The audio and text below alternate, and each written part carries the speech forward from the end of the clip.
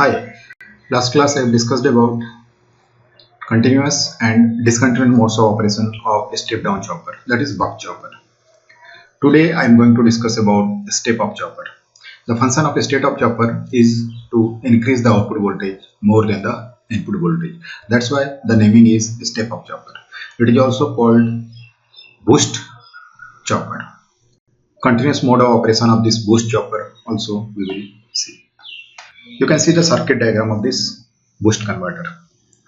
A DC input voltage is there, then a inductor, MOSFET is selected as a switch, diode, capacitor and load resistance.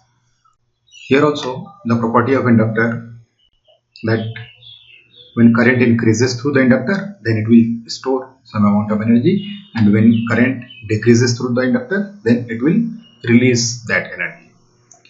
And at the time of charging or storing, the voltage across the inductor is L into didt, and it is considered as positive voltage.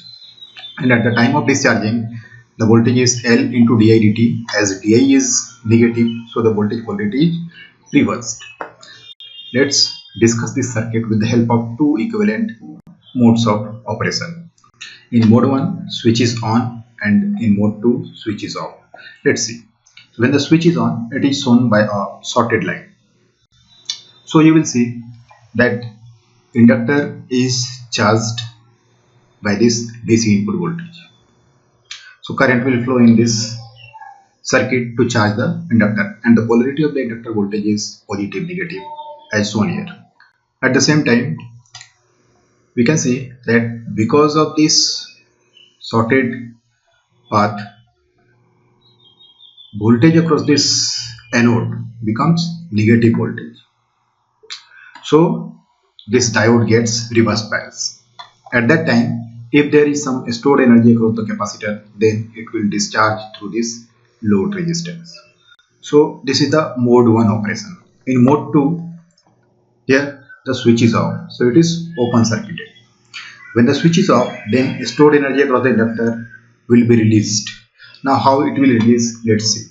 The input voltage polarity is negative positive, and the inductor polarity is now reversed. Compared to positive negative, here it is negative positive. So applying KVL equation, you can see that this voltage and this voltage will be added up. So net voltage is now more than the input voltage, and this is the result behind the increase in output voltage. So this voltage is now positive, so the diode will get forward bias, and this voltage at this point, voltage is more than this capacitor voltage, so this diode will be forward biased any instant of time when the switch is off, and the sum of the voltage of DC input voltage and inductor voltage will drive a current which will charge the capacitor. At the same time, the current will be flowing through the load resistance. So here current has to do two operation, charging the capacitor as well as supplying the load current. So in mode 1, inductor will get charged, in mode 2, inductor will discharge. So let's see the waveform. Mode 1 operation. Mode 1 operation, here you can see this is your mode 1. So in mode 1, the switch is made on. So switching pulses is given across the MOSFET. So during this period, switch is on. So inductor will get charged and the current will increase from I1 to I2. And in mode 2, switch is off. You can see the pulse is not there. So current will decrease from I2 to I1. So from here onward, again mode 1 will start. So mode 1, mode 2, mode 1. So like this it will continue. So this is the ripple current we are getting across the inductor. One thing you can observe from here, that during mode 1, whatever ripple current is there, same current is there across mode 2. So ripple current or peak to peak ripple current is I2 minus I1 equal to peak ripple current in mode 2, I2 minus I1. Because of this one, the voltage across the inductor during on period is equal to voltage across the inductor during off period. So this is also known as volt second balance across the inductor. We will see as the class proceeds. One more thing you can observe from here, that this current is not zero. So zero is at this point. So current is always positive. We can say that continuous inductor current is flowing through the inductor, and the output voltage is here 200 volt, and the output voltage is more than the input voltage. Input voltage is given 100 volt. Let's find the derivation of gain of this DC to DC converter. See, in this circuit, mode 1 operation is T1 and mode 2 duration is T2, and T1 plus T2 is equal to total time period. Many times I have discussed that for DC operation, generally this T is kept constant. That means switching frequency is constant, and we will vary this T1 to change the duty cycle. As duty cycle is equal to D is equal to T1 by T. If T is constant and we are varying this T, then duty cycle will change, and the duty cycle range is 0 to 100%. This one also I have discussed. T1 is equal to dt. From this you can say T1 is equal to dt on period, and T2 is equal to off period is equal to 1 minus d into t. So peak to peak ripple current is equal to I2 minus I1 is equal to V by L into T1. So this is in mode 1, because VL is equal to L into di dt, and di is equal to your del I, I2 minus I1, and inductor voltage equal to supply voltage. You can see this circuit. When the switch is made on mode 1 operation, this inductor voltage equal to input voltage V. So VL is equal to V. This is mode 1 operation.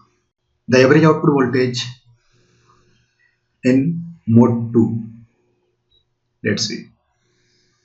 Here this voltage plus this voltage is equal to this voltage. This voltage is your average output voltage. As I told that in mode 2 only the input voltage is added up with the inductor voltage to make the output voltage more than the input voltage. So V plus LDI dt is equal to output voltage. So V0 is equal to supply voltage plus voltage across the inductor.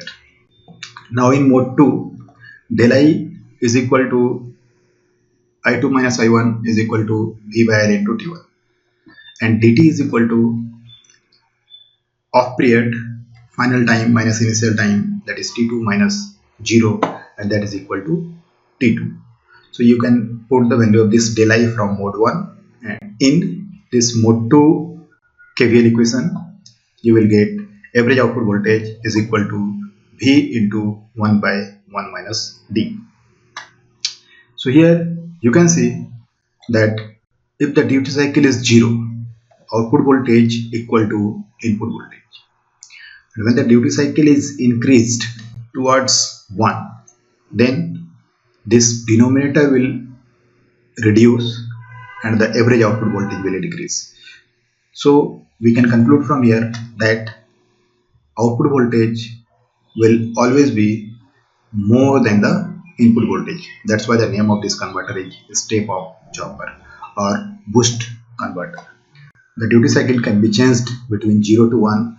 Generally 0 or 1 is not used, because if the duty cycle is 0, switch is completely off, and if the duty cycle is 1, switch is completely on. So there is no use of this switch. Switches are used for high frequency applications, on off applications. So this 0 and 1 is not used. So within this range we can change the duty cycle to obtain this output voltage according to our requirement. Practically some limitations are there of the circuit, that up to 2.5 or 3 times the input voltage you can increase your output voltage. Here in the diagram already I have discussed that mode 1 current will increase from I1 to I2, and in mode 2 current will decrease from I2 to I1. So the ripple of current mode 1 is equal to ripple of current in Mode 2, this will indicate that voltage across the inductor during on period is equal to voltage across the inductor during off period. And because of the capacitor, this smooth output voltage you will get. There is another method, applying volt second balance to find the gain of this converter. Let's analyze that one. So in mode 1 already we know that during T1 period VL is equal to your V. This VL is equal to supply voltage because it is sorted parallel combination. In mode 2, supply voltage plus inductor voltage is equal to output voltage. So V plus VL is equal to V0 during this T2 period. Now we know that voltage across the inductor during one period is equal to voltage across the inductor during off period. Because of this one, we can say that average voltage across the inductor is 0. So inductor must follow volt second bias during its operation. So voltage across the inductor during on period multiplied by the duration of on period is equal to voltage across the inductor during off period multiplied by the off period duration. So Vt1 is equal to V0 minus V is equal to T2, and V T1 plus T2 is equal to V0 T2. T1 plus T2 is equal to time period. Then V0 is equal to V into T by T2, and T2 is equal to your total time period minus on period. Off period is equal to total time period minus on period. V into T by T minus T1. So T just divide in the denominator, you will get V by 1 minus T. Same expression we have got this one. So this volt second balance can be applied in case of DC to DC buck converter or any other converter to find the average output voltage. So today I have discussed about DC to DC boost converter. There we have seen during on period inductor will get charged, during off period it will discharge, and because of the capacitor across the load, smooth DC output voltage we will get. And the output voltage expression we have got V0 is equal to V by 1 minus D, and by varying the duty cycle D we can control our output voltage more than the input voltage. Next class we will see one more converter, that is step up and step down converter. Thank you.